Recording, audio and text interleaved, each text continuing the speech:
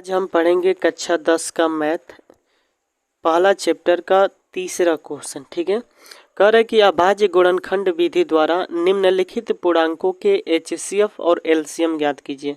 पहला जो हमारे पास क्वेश्चन आता है कि 15, 12 और 21। तो सबसे पहले हम 15 का क्या निकाल लेते हैं, गुणनखंड। तो 3 से कटाते हैं तो 5 बार में, और 5 से काटते हैं तो 1 बार में। इसी प्रकार हम 12 को हल कर लेते हैं तो 2 से कटाते हैं तो 6 बार में, फिर 2 से कटाते हैं तो 3 बार में, और 3 से काटते हैं तो 1 बार में।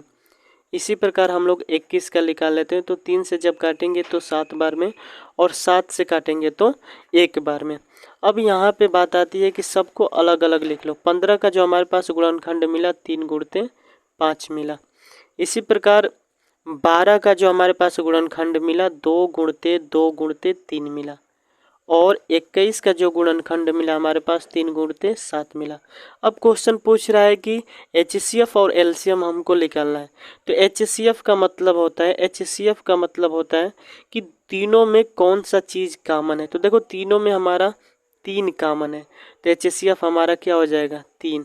अगर बात कर लेते हैं हम इसका एलसीएम क्या होगा, तो देखो एलसीएम जो कॉमन होता है उसको 1 बार लिख लेते हैं, और 5 जो बचता है उसका मल्टीपल कर देते हैं, तो 2 गुणते 2 गुणते 7।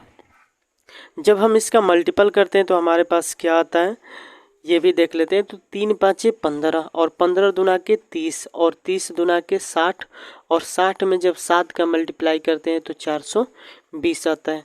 तो हमारा एचसीएफ 3 आ गया और एलसीएम कितना आ गया, 420 आ गया। ठीक है, हमने कैसे क्वेश्चन किया देख लो फिर एक बार कि अभाज्य गुणनखंड विधि द्वारा निम्नलिखित पूर्णांकों के एचसीएफ और एलसीएम निकालना है। तो सबसे पहले आप इसका गुणनखंड कर ले। तो 15 का गुणनखंड किया तो 3 और 5 मिला।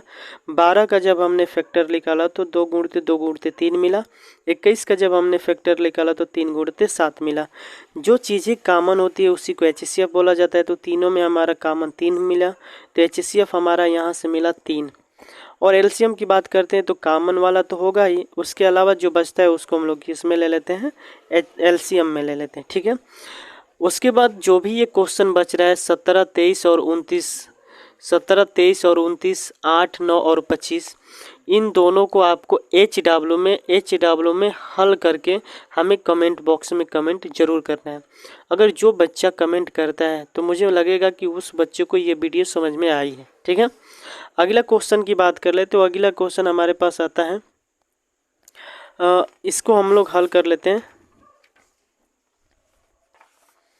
कि अगला क्वेश्चन कह रहा है कि एचसीएफ 306 और 657, एलसीएम 306 और इतना ज्ञात कीजिए।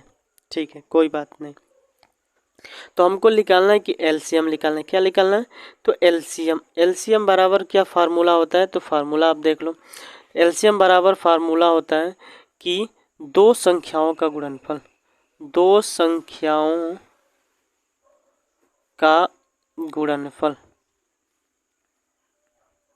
बटा में एचसीएफ। जब आपको एलसीएम निकालना हो तो दोनों संख्याओं का आपस में गुणनफल करके और एचसीएफ से भाग देना होता है।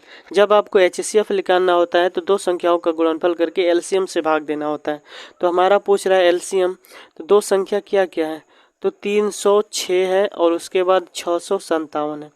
जब हम इसमें एलसीएम आपका कितना दिया गया है, इसका एचसीएफ 9। जब हम इसमें 9 से भाग लगाते हैं तो हमारे पास कट फिट का आंसर आता है 22,338। ठीक है, आप इसको ज़रूर काट लेना। ठीक है, तो आपको समझ में आ गया कि कैसे एलसीएम निकाला जाता है। अगर आपके पास यही सवाल दे देता है कि दो संख्याओं का गुणनफल इतना और इतना है और उसका एलसीएम इतना दे देगा तो एचसीएफ निकल जाएगा। अगर एचसीएफ दे देता है तो एलसीएम निकल जाएगा। ठीक है,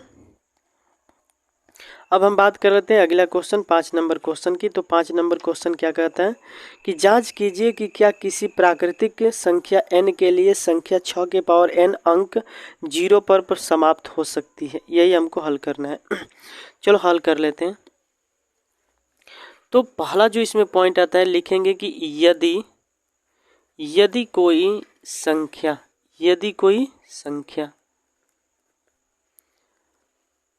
अंक 0 पर क्या होता है, समाप्त होता है, 0 पर समाप्त हो सकती है, समाप्त हो सकती है। यदि कोई संख्या अंक 0 पर समाप्त हो सकती है तो वह 10 से विभाजित हो सकती है। तो वह किससे विभाजित हो सकती है? 10 से विभाजित हो सकती है।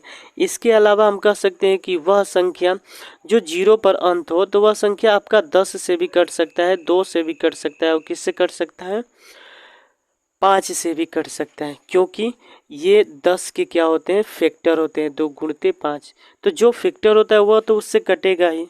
इसके अलावा अगर हम बात कर लेते हैं कि 6 के पावर n का एक अभाज्य गुणनखंड, अभाज्य गुणनखंड, देखो 6 का गुणनखंड क्या मिलेगा? 6 का फैक्टर मिलेगा 2 गुणित 3 और इसके पावर हम लोग n लिख लेते हैं, तो 2 के पावर n गुणित 3 के पावर क्या मिल जाएगा? n मिल जाएगा। इसी प्रकार हम बात कर सकते हैं कि 6 के पावर n के अभाज्य गुणनखंड, के अभाज्य गुणनखंड में 5 नहीं है। कहीं 5 दिखाई दे रहा है? तो 5 नहीं है। इसीलिए हम कह सकते हैं कि 6 के पावर n 5 से विभाजित नहीं होगा, 5 से विभाजित नहीं होगा, 5 से विभाजित नहीं होगा। ठीक है, अगर आपको वीडियो समझ में आई होगी तो चैनल को सब्सक्राइब जरूर करें। Thank you so much for watching this video.